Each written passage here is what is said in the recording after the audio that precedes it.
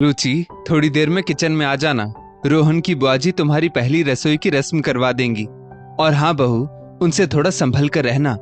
वो क्या है ना कि दूसरों के काम में कमी निकालने की उनकी आदत है। वो कह रही थी कि वो तुमसे मीठे गुलगुले बनवाएंगी, तुम बना लोगी ना? नीलम जी अपनी नई नवेली बहू रुचि से कहती है। रुचि ने धीरे से उत्तर दिया, जी मम्मी जी, बना लूंगी। लेकिन असल में गुलगुले कैसे बनाए जाते हैं ये तो रुचि को पता ही नहीं था। तो जैसे ही नीलम जी कमरे से बाहर गई, रुचि ने फटाफट अपने रूम का दरवाजा बंद किया और अपने पापा को फोन लगाया। फोन रुचि की दादी कमला जी ने उठाया, जो थोड़ा कम सुनती थी। हेलो रुचि, कैसी है? हो गई तेरी रसोई की रस्म? रुचि फुसफुसाकर बोली, दादी मेरी खैरियत बाद में लेना, पहले पापा को फोन दीजिए, इमरजेंसी है। कमला जी बोली, किसको सर्दी है? यहां तो किसी को सर्दी नहीं। रुचि सिर पकड़कर फिर से बोली, अरे दादी सर्दी नहीं, इमरजेंसी है, इमरजेंसी, आप पापा को फोन दीजिए। तभी रुचि के पापा मुकेश जी ने फोन लिया और बोले, क्या हुआ बेटा रुचि? रुचि बोली, पापा सब गड़बड़ हो गया।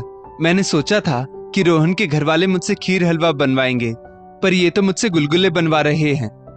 मुकेश बाबू बोले, अरे वाह गुलगुले, पर तुम इतनी परेशान क्यों हो? रुचि बोली, पापा गुलगुले बनाने हैं और मैंने हमेशा सिर्फ आपके हाथों के बने गुलगुले खाए हैं, कभी बनाए नहीं हैं। तो अब आप ही बताओ कि मैं क्या करूं? मुकेश जी बोले, चिंता मत करो और ध्यान से मेरी बात सुनो, गुलगुले बनाना एकदम आसान है। ये कहते हुए उन्होंने गुलगुले बनाने की सारी रेसिपी रुचि को बता दी। नीलम जी ने रुचि को आवाज लगाई तो रुचि फट से रसोई में गई। फिर अपने पिता मुकेश जी के बताए अनुसार गुड़ के पानी में पहले आटा फेंट कर रख दिया और दूसरे काम करने लगी। इतने में आटा अच्छे से फूल गया और गुलगुले एकदम नरम बने। पर बुआ जी सारे वक्त किचन में ही खड़ी रही। वाह क्या गुलगुले बने हैं बहू, रोहन के फूफा जी ने गुलगुले खाते हुए कहा। तो रोहन बोला, बाकी की चीजें भी लाजवाब हैं। बुआ जी ने खाकर कहा, देखना रसोई के कामों में तो तेरी बीवी हमेशा अव्वल ही रहेगी। तो रुचि का डर कुछ कम हुआ। घर के बाकी सदस्यों को भी गुलगुले खूब पसंद आए। नीलम जी बोली, रुचि तुम्हारी माँ ने सचमुच तुम्हें बहुत अच्छा खाना बनाना सिखाया है। रुचि बोली, क्या माँ ने? रुचि कुछ कहती उससे पहले रोहन ने उसे चुप रहने का इशारा किया। उस वक्त तो रुचि चुप रह गई, पर नाराज होकर अपने रूम में आकर बैठ गई। जैसे ही रोहन कमरे में आया, रुचि बोली, रोहन मुझे मेरे पापा ने हर चीज सिखाई है, तो फिर सबके सामने मम्मी जी ने ये क्यों नहीं कहा कि तुम्हारे पापा ने तुम्हें कितना अच्छा खाना बनाना सिखाया है? क्या पिता बेटियों को अच्छे संस्कार व परवरिश नहीं दे सकते? क्या इसमें कोई शर्म की बात है? रोहन रुचि की हथेली थामकर बोला, अरे माँ ने तो बस ऐसे ही कहा ताकि बात ना बिगड़े, क्योंकि बुआ की आदत है छोटी सी बातों को बड़ा बनाने की। शायद इसलिए माँ ने तुम्हारे पापा की जगह तुम्हारी माँ को श्रेय दे दिया होगा। पर इतनी सी बात पर तुम इतनी रिएक्ट क्यों कर रही हो? रुचि बोली, इतनी सी बात रोहन, मेरे पापा ने मुझे माँ और पिता दोनों का प्यार दिया है और मुझे गर्व है अपने पापा पर। बात आई गई हो गई और बुआ जी के साथ बाकी रिश्तेदार भी वापस चले गए। कुछ दिनों बाद होली आई और रिवाज के हिसाब से बेटी दामाद की पहली होली मायके में होनी चाहिए, तो वो दोनों रुचि के घर गए। मुकेश जी अपने दामाद की खातिरदारी कर रहे थे, तो रोहन बोला, पापा जी मैं तो आपके बेटे जैसा हूं, तो इतना परेशान क्यों हो रहे हैं आप? रोहन का ये अपनापन देखकर मुकेश जी की आंखें भर आई और वो रुचि और रोहन को देखने लगे। पर रुचि की मां ममता जी एक कोने में बैठी कुछ बड़बड़ा रही थी, क्योंकि ममता जी की दिमागी हालत कुछ ठीक नहीं थी। कुछ देर में दादी के हाथ की स्पेशल खीर और खाना दोनों टेबल पर लग गया। तो रोहन ने कहा, वाह इतना सारा खाना, दादी कमाल करती हो आप, इस उम्र में भी इतनी मेहनत। दादी बोली, क्या सेहत? अरे अब कैसी सेहत बेटा, बस बुढ़ापे में गाड़ी खिंच रही है। रुचि सिर पर हाथ रखते हुए बोली, सेहत नहीं दादी, मेहनत मेहनत। पापा दादी की कान की मशीन कहाँ है? रोहन खाने की तारीफ में बोला, पापा जी, खाना सच में बहुत टेस्टी है। पता है, मेरे घर पर रुचि के हाथों के बने खाने की भी बहुत तारीफ होती है। सभी कहते हैं कि रुचि की माँ ने उसे क्या खूब खाना बनाना सिखाया है। रोहन की बात पर सब शांत हो गए, पर रुचि को गुस्सा आ गया।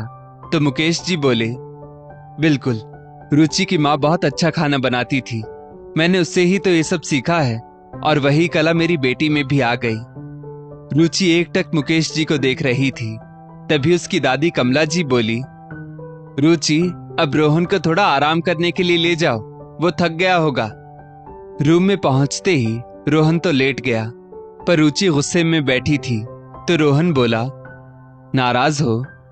रुचि कुछ नहीं बोली, तो रोहन उसे मनाते हुए बोला, यार, जनरली सबकी माँ ही अपनी बेटियों को खाना बनाना सिखाती है, इसलिए मेरे मुंह से निकल गया।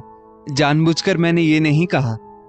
रुचि बोली, पता है रोहन, मैं आपकी बात से नाराज नहीं हूं, मैं पापा की किस्मत से नाराज हूं।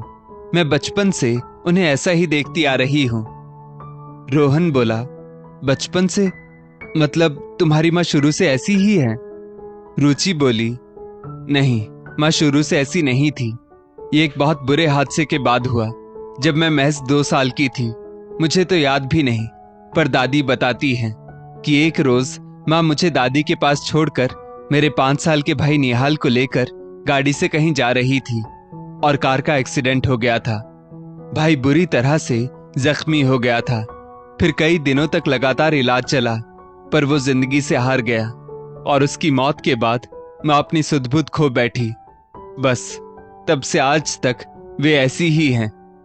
इतना कहते कहते वो रोने लगी। रोहन बोला, जो हुआ सो हुआ। भगवान की कृपा से कितने परफेक्ट पापा हैं तुम्हारे पास, जो तुम्हें कितना प्यार करते हैं।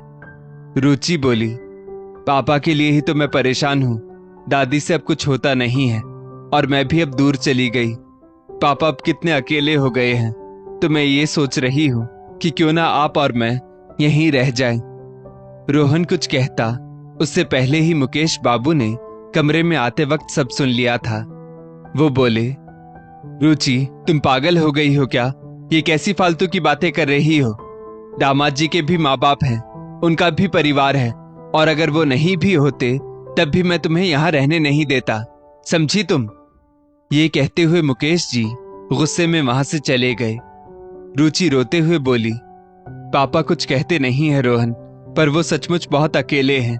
माँ की इतनी लंबी सेवा करने के बाद भी वे अभी थके नहीं, ना जाने किस मिट्टी के बने हैं। रुचि को रोता देख कमला जी ने कारण पूछा, तो रोहन ने सब बताया।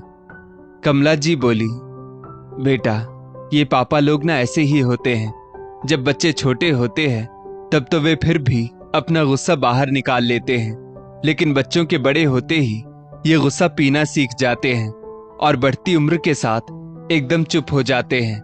पर पता नहीं आज कैसे तुझ पर गुस्सा करके बोल गया वो। रुचि बोली, दादी, क्या एक बेटी को अपने पिता की खुशियों के बारे में सोचने का अधिकार नहीं है? कमला जी बोली, बिल्कुल है, पर तुमने जो कहा वो बात गलत थी, क्योंकि तुम अपने पिता के बारे में तो सोच रही थी, पर अपने पति के पिता के बारे में नहीं सोचा। और आज तो रोहन शादी के बाद पहली बार यहाँ आया है, और होली है, तो घर का माहौल मत बिगाड़ो। कुछ देर बाद मुकेश जी का गुस्सा कम हुआ, तो सब होली खेलने लगे। रोहन ने सबको रंग लगाया। फिर कुछ दिन गुजार कर रुचि वापस अपने ससुराल आ गई। वक्त बीता, और शादी के 2 साल बाद रुचि एक बेटे की मां बनी, तो दोनों परिवारों में खुशियां छा गई। मुकेश जी सबको लेकर रुचि के ससुराल आए, तो सब उनकी पत्नी ममता जी को देखकर दंग रह गए, क्योंकि ममता जी कभी कहीं नहीं जाती थी, फिर यहाँ कैसे आई? रुचि कुछ सोच ही रही थी कि ममता जी रुचि के बेटे को गोद में लेकर सालों बाद एक स्पष्ट शब्द कहा, निहाल। रोहन बोला, निहाल? अब ये कौन है? रुचि बोली, निहाल मेरे भाई का नाम था, जिसकी सूरत भी मुझे ठीक से याद नहीं। सब स्तब्ध थे। मुकेश जी की आंखों से झरझर आंसू बह रहे थे, और ममता जी एकदम नॉर्मल दिख रही थी। तो कमला जी बोली, एक नवजात शिशु ने वो कर दिखाया जो बड़े बड़े डॉक्टर नहीं कर पाए। उसके बाद वे सब कुछ दिनों तक रुचि के साथ ही रहे। ममता जी नानी होने का हर फर्ज निभा रही थी और निहाल ऐसे नाना नानी पाकर सच में निहाल हो रहा था। कुछ दिन बाद सब रुचि के बेटे को अपना आशीष और उसे निहाल नाम देकर वापस चले गए। ममता जी की तबीयत में धीरे धीरे सुधार आता गया और मुकेश जी की जिंदगी में फिर से पुरानी खुशियां लौट आई। रुचि 5 माह के निहाल को लेकर रोहन के साथ मायके गई तो ममता जी ने रुचि के लिए सौंठ गुड़ के लड्डू बनाए। कुछ देर बाद सबने खाना खाया तो रोहन बोला, वाह पापा, आपने क्या खूब खाना बनाया है। तो मुकेश जी हंसते हुए बोले, इस बार तुम्हारी सास ने रसोई तैयार की है, मैंने तो बस उसकी मदद की है। तो दामाद जी अब उनकी तारीफ करो। वो क्या है ना कि मर्द तो ये बात झेल भी जाते हैं, पर स्त्री अपने हाथ के बने खाने की तारीफ सुने बिना नहीं रह पाती। कमला दादी बोली, जिस दिन स्त्रियां अपने बने खाने की तारीफ सुनना छोड़ देंगी ना, उस दिन दुनिया के सभी स्वाद फीके पड़ जाएंगे। क्यों रोहन बाबू? रोहन बोला, सही कह रही है आप दादी। मम्मी जी, सच में आपने बहुत स्वादिष्ट खाना बनाया है। ये सुनकर ममता जी भी मुस्कुरा दी। वहीं रुचि इस बात से खुश थी कि उसकी मां की उपस्थिति से उसके पापा बहुत खुश थे। अंत भला तो सब भला। दोस्तों, इस स्टोरी को लेकर आपकी क्या राय है? नीचे कमेंट करके जरूर बताइएगा और ऐसी ही और भी बेहतरीन वीडियोस के लिए हमारा पेज जरूर फॉलो करें। धन्यवाद।